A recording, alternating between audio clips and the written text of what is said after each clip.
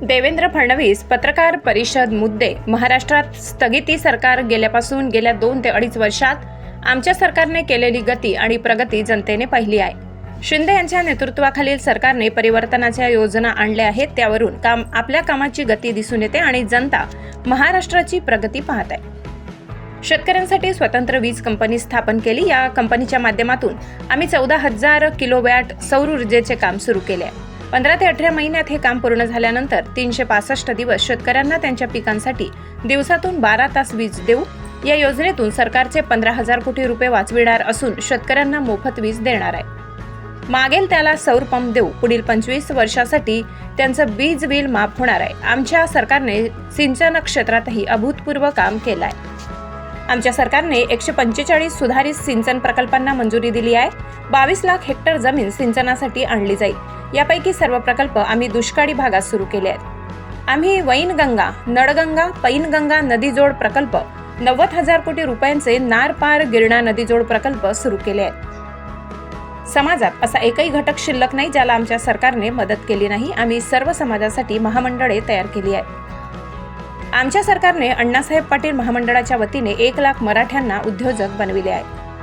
आमच्या सरकारने पायाभूत सुविधांची कामं केली। वाढवण बंदरामुळे राज्याची आणि देशाच्या अर्थव्यवस्थेला गती मिळेल। इतर योजना आम्ही आमच्या जाहीरनाम्यात आणू। एकीकडे विरोधक या योजनेवर भाष्य करतात आणि दुसरीकडे नव्या योजना आणण्याचे आश्वासन देतात। यावरून विरोधकांचा पर्दाफाश झाल्याचे दिसून येते। महाविकास आघाडी सरकारने त्यांच्या कार्यकाळात सर्व प्रकल्पांना टाळे ठोकले। ज्यांचे गृहमंत्री तुरुंगात गेले ते आम्हाला कायदा आणि सुव्यवस्थेबाबत विचारतात। त्यांच्या सरकारमध्ये कॅश फॉर ट्रान्सफर घोटाळा झाला होता। सीबीआय त्याची चौकशी करत आहे। कोरोनाच्या काळात आरोपींना वाहने देण्यात आली होती।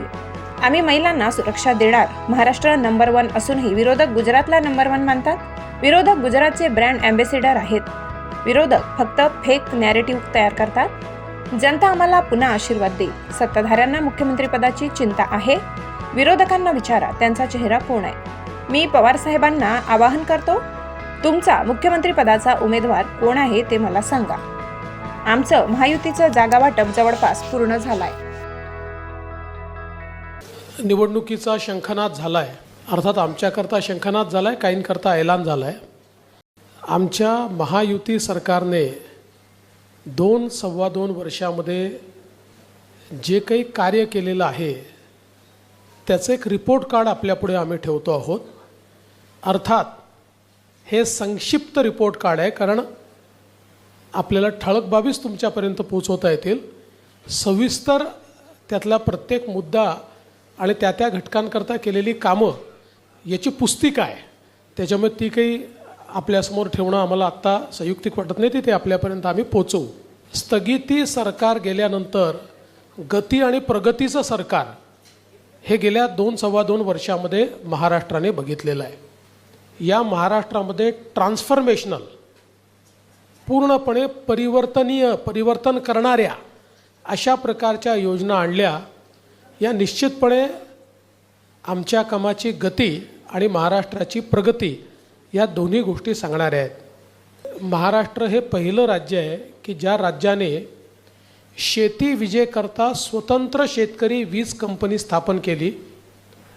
या कंपनीच्या अंतर्गत 14,000 मेगावॅट वीज निर्मितीचं काम सुरू केलं सोलरच्या माध्यमातून, आणि पुढच्या 15 ते 18 महिन्यामध्ये याचं सगळं काम डिलिव्हर होईल आणि त्यानंतर महाराष्ट्रातल्या शेतकऱ्यांना 365 दिवस दिवसा वीज ही आम्ही उपलब्ध करून देऊ।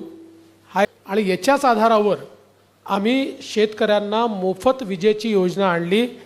त्यामुळे विजेच्या बाबतीत शेतकऱ्याला चिंतामुक्त करण्याचं काम हे आपल्या सरकारच्या माध्यमातून या ठिकाणी झालेलं आहे की शेतकऱ्यांना मागेल त्याला सौर पंप, केवळ 10% पैसे भरायचे आणि त्याला सौर पंप मिळेल। 25 वर्ष विजेचं बिल येणार नाही।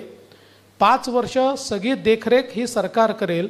चोरीला गेला तर इन्शुरन्स आहे, तुटफूट झाली तर इन्शुरन्स आहे, आणि मागितल्यानंतर 3 महिन्यात त्याच्या शेतीमध्ये तो पंप लागतो, ही पण व्यवस्था आपल्या सरकारने केली आहे.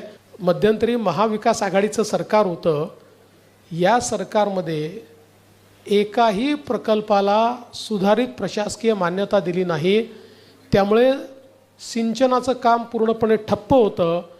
आत्ता या सरकारमध्ये 145 प्रकल्पांना त्या ठिकाणी सुधारित प्रशासकीय मान्यता दिलेली आहे, ज्यामुळे 22,73,000 हेक्टर सिंचन क्षमता तयार होईल.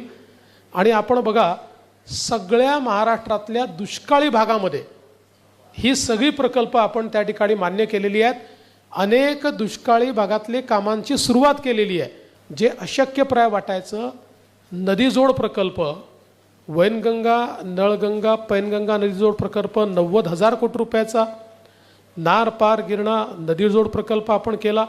पश्चिमी वाहिन्यातनं वाहून जाणारं जे पाणी आहे 55 TMC, हे पाणी गोदावरीच्या खोऱ्यामध्ये आणून गोदावरीचं तुटीचं खोरं हे बॅलेन्स करून मराठवाड्याला कायमचं दुष्काळमुक्त करायचं आणि नाशिक आणि नगर जिल्ह्यातले जे काही वादाचे विषय आहेत ते पूर्ण संपवायचे. या दृष्टीनं त्याचीही कारवाई आपण पूर्ण केली, वैधानिक कारवाई पूर्ण केली. त्याच्याही संदर्भात सगळं त्याचं फर्स्ट स्टेजचं टेंडर आपण त्या ठिकाणी काढलेलं आहे. त्यामुळे यातली कुठली योजना ही केवळ कागदावर नाही, सगळ्या टेंडर स्टेजला टेंडर निघालं आहे, अनुसंधान चाललेलं आहे. अशा प्रकारे सिंचनाच्या क्षेत्रामध्ये प्रचंड मोठं काम हे आपल्या सरकारने या 2-2.5 वर्षामध्ये या ठिकाणी केलेलं आहे.